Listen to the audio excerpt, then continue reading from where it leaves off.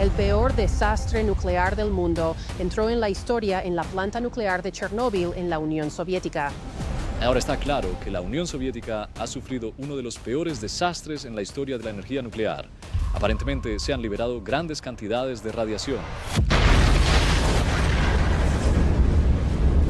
En abril de 1986, el desastre nuclear de Chernóbil convirtió a toda una región en un páramo radiactivo. Los bosques se envenenaron, las ciudades quedaron abandonadas y los científicos creyeron que casi nada sobreviviría allí por mucho tiempo. Pero con el paso de las décadas ocurrió algo inesperado. La vida regresó. La gran razón por la cual estos animales parecen persistir en altas densidades o en una alta abundancia dentro de la zona de exclusión es por la ausencia de humanos. Cámaras instaladas en lo profundo de la zona de exclusión comenzaron a captar lobos, aves, peces y otros animales que habitan en áreas que los humanos aún consideran demasiado peligrosas para entrar. Algunos mostraban deformidades perturbadoras, otros parecían estar adaptándose a la radiación de formas que la ciencia aún no comprende del todo. Y cuanto más investigaban los expertos la fauna de Chernóbil, más extrañas se volvían las imágenes. Estos son los animales más perturbadores jamás descubiertos dentro de la zona de exclusión de Chernóbil. Número 7. Las ranas que cambiaron de color después de Chernóbil. Durante años tras el desastre de Chernóbil, los científicos creyeron que los animales que vivían cerca del reactor desaparecerían lentamente. Se esperaba que la radiación debilitara los ecosistemas, dañara la reproducción y redujera las poblaciones con el tiempo. Pero una pequeña especie que habita dentro de la zona de exclusión comenzó a mostrar algo que los investigadores no esperaban. La rana arbórea oriental. Normalmente estas ranas son de un verde brillante, lo que les permite camuflarse entre las hojas y la vegetación.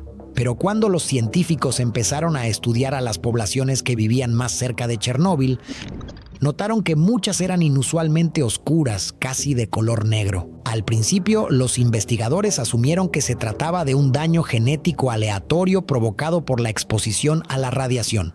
Pero cuanto más profundizaban, más inusual se volvía el patrón. Las ranas de tonos más oscuros presentaban mayores tasas de supervivencia. Los científicos sugirieron más tarde que el incremento de melanina, el pigmento responsable de la coloración oscura de la piel, podría de hecho ayudar a proteger las células del daño por radiación. De forma similar a como la melanina protege la piel humana de los rayos ultravioleta, este pigmento también podría mitigar parte del daño biológico provocado por la exposición radiactiva. Con el paso de las generaciones, las ranas con una pigmentación más oscura mostraron una mayor probabilidad de sobrevivir y reproducirse en las áreas contaminadas. En otras palabras, el entorno de Chernóbil podría haber estado seleccionando de manera activa qué animales eran aptos para seguir viviendo allí. Fue uno de los primeros indicios de que la radiación en la zona de exclusión no solo perjudicaba a la fauna silvestre, la estaba transformando. Número 6. Las aves que nacen con daños por radiación. A medida que los científicos profundizaron sus estudios en la zona de exclusión, notaron que no todas las especies se adaptaban con el mismo éxito que las ranas. Algunos animales lograban sobrevivir, pero apenas lo conseguían. Las poblaciones de aves en los alrededores de Chernóbil comenzaron a mostrar anomalías físicas inquietantes, algo que los investigadores rara vez habían documentado a tal escala en estado salvaje. Se encontraron múltiples ejemplares con plumaje deforme, albinismo parcial, tumores y daños oculares. Algunos desarrollaron cataratas tan graves que afectaban su capacidad para volar o buscar alimento. Sin embargo, el hallazgo más alarmante surgió cuando los científicos examinaron sus cerebros. En ciertas regiones con alta contaminación, se descubrió que algunas especies de aves tenían cerebros notablemente más pequeños en comparación con las poblaciones que habitaban fuera de la zona de exclusión. Los investigadores creen que la exposición prolongada a la radiación pudo haber interferido en su desarrollo a lo largo de varias generaciones. Los efectos no terminaron ahí. Muchas aves presentaron una fertilidad reducida, sistemas inmunológicos debilitados y una menor esperanza de vida. Varias especies sufrieron un declive drástico en los años posteriores al desastre, mientras que otras desaparecieron por completo de la zona. Y sin embargo, de algún modo, en medio de tanta devastación, la vida en el interior de Chernóbil siguió abriéndose paso.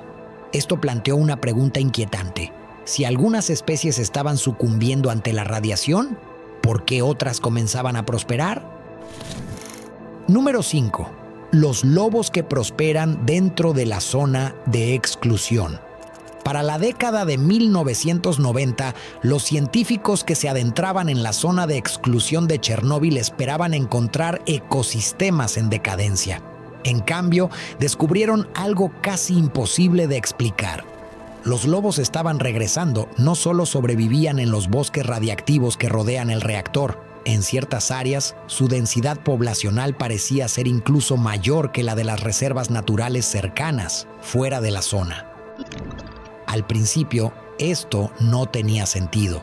Se suponía que la exposición a la radiación debilitaría a los grandes depredadores con el tiempo, perjudicando su reproducción y reduciendo las tasas de supervivencia a lo largo de las generaciones. Sin embargo, ante la ausencia humana, los bosques que rodean Chernóbil se transformaron en uno de los refugios de vida silvestre accidentales más grandes de Europa. Y los lobos lo aprovecharon. Las cámaras trampa comenzaron a captar manadas moviéndose por aldeas abandonadas, escuelas vacías y carreteras que no habían visto actividad humana normal en décadas. Algunos fueron filmados merodeando peligrosamente cerca de puntos críticos altamente contaminados, donde los niveles de radiación permanecían elevados incluso años después del desastre. Investigadores descubrieron más tarde que algunos lobos dentro de la zona podrían haber desarrollado una resistencia inusualmente fuerte a ciertos estresores ambientales, aunque los científicos aún debaten cuánto de su éxito proviene de la adaptación frente a la ausencia total de caza y desarrollo humano.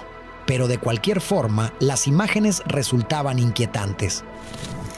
Manadas enteras de superdepredadores gobernaban ahora un paisaje que los humanos consideraban demasiado peligroso para habitar. Y cuanto más se adentraban los científicos en la zona de exclusión, más extraño se volvía el ecosistema. Número 4. Los siluros gigantes que viven bajo Chernóbil. A muy poca distancia del reactor dañado, bajo las aguas oscuras de los canales de refrigeración de Chernóbil, científicos y trabajadores comenzaron a notar que algo enorme se movía bajo la superficie.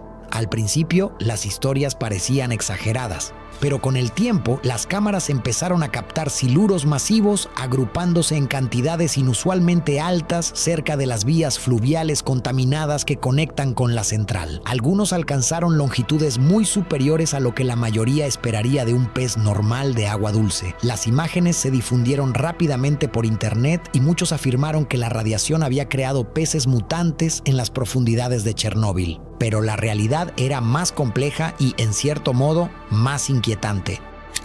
Los científicos creen que los siluros probablemente crecieron tanto porque la zona de exclusión se convirtió en un ecosistema casi virgen tras la evacuación. La pesca se detuvo, la actividad humana desapareció, los depredadores disminuyeron en ciertos canales. Durante décadas, los peces vivieron casi sin perturbación alguna y siguieron creciendo. Algunos investigadores también advirtieron que la contaminación radiactiva podría seguir afectando a la vida acuática de formas que los científicos no comprenden del todo, incluso hoy en día. El sedimento en el fondo de los lagos y canales que rodean Chernóbil sigue albergando material radiactivo décadas después del desastre. Esto significa que muchas de estas criaturas han pasado su vida entera en aguas contaminadas y aún así, de alguna manera, sobrevivieron. Para los científicos, los siluros gigantes se convirtieron en un recordatorio más de que la vida en Chernóbil ya no se comportaba de la manera que todos esperaban originalmente. Número 3. Los perros descendientes de las mascotas abandonadas en Chernóbil. Cuando comenzó la evacuación de Chernóbil en 1986, se les dijo a las familias que solo se marcharían por unos pocos días. La mayoría abandonó sus hogares prácticamente con las manos vacías, y muchos se vieron obligados a dejar atrás a sus mascotas. En las semanas posteriores al desastre, perros abandonados deambularon por bloques de apartamentos vacíos, calles y los bosques que rodean el reactor. Miles murieron de hambre, exposición a los elementos o envenenamiento por radiación, pero algunos sobrevivieron. Con el paso de las décadas, sus descendientes se extendieron por toda la zona de exclusión. Hoy en día, jaurías de perros salvajes todavía recorren la ciudad abandonada de Pripyat y los alrededores de la propia central eléctrica. Los científicos que los estudian descubrieron algo inusual.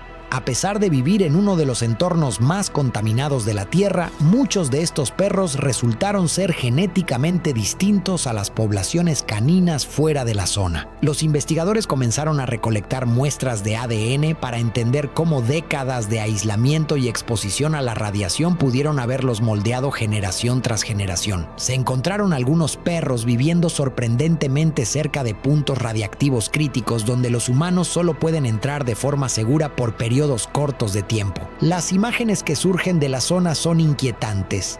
Perros durmiendo bajo edificios oxidados, manadas desplazándose en silencio por escuelas vacías, animales vagando por bosques que han permanecido contaminados durante casi 40 años. Pero lo que más inquietó a los investigadores no fue lo dañados que se veían los animales, fue lo normales que muchos de ellos parecían estar. Porque para ese entonces los científicos empezaban a notar algo inesperado sobre Chernóbil. La naturaleza no estaba desapareciendo, se estaba adaptando para sobrevivir sin nosotros. Número 2. Los insectos que comenzaron a transformar el ecosistema. No todas las criaturas dentro de Chernóbil se volvieron más grandes o fuertes tras el desastre. Algunos de los cambios más importantes ocurrían en animales lo suficientemente pequeños como para pasar desapercibidos: los insectos. Años después de la explosión, los científicos que estudiaban la zona de exclusión descubrieron descensos masivos en las poblaciones de abejas, mariposas, saltamontes y arañas en las áreas altamente radiactivas. Al principio, el daño parecía limitarse a los propios insectos, pero los investigadores pronto se dieron cuenta de que los efectos se estaban propagando por todo el ecosistema. Con menos polinizadores, ciertas plantas tenían dificultades para reproducirse. Las poblaciones de aves que dependían de los insectos para alimentarse comenzaron a disminuir en algunas regiones contaminadas. Incluso las telarañas mostraron anomalías extrañas en zonas con mayores niveles de radiación. Algunos estudios sugieren que las arañas producían estructuras más débiles o irregulares. Cuanto más profundizaban los científicos, más claro era el patrón. La radiación no afectaba a todas las especies por igual. Algunas criaturas sucumbieron ante la exposición, otras se adaptaron, y unas pocas parecieron beneficiarse de la desaparición total de los seres humanos en la región. Esa imprevisibilidad se convirtió en uno de los aspectos más inquietantes al estudiar Chernóbil. Los investigadores ya no podían predecir con facilidad cómo respondería la vida tras décadas dentro de un entorno radiactivo, porque la zona de exclusión ya no era simplemente un páramo contaminado, se había convertido en un experimento evolutivo masivo y sin control. Número 1. Las grabaciones que los científicos aún no pueden explicar por completo. Décadas después del desastre de Chernóbil, los investigadores siguen instalando cámaras trampa y drones térmicos en lo profundo de la zona de exclusión, en áreas que aún son demasiado peligrosas para la actividad humana a largo plazo, y parte del material que han capturado continúa planteando preguntas inquietantes. Los científicos han registrado lobos desplazándose directamente a través de puntos críticos de radiación, donde los niveles de exposición siguen siendo peligrosamente altos. Cámaras han captado animales con deformidades visibles que sobreviven mucho más tiempo de lo que los investigadores esperaban.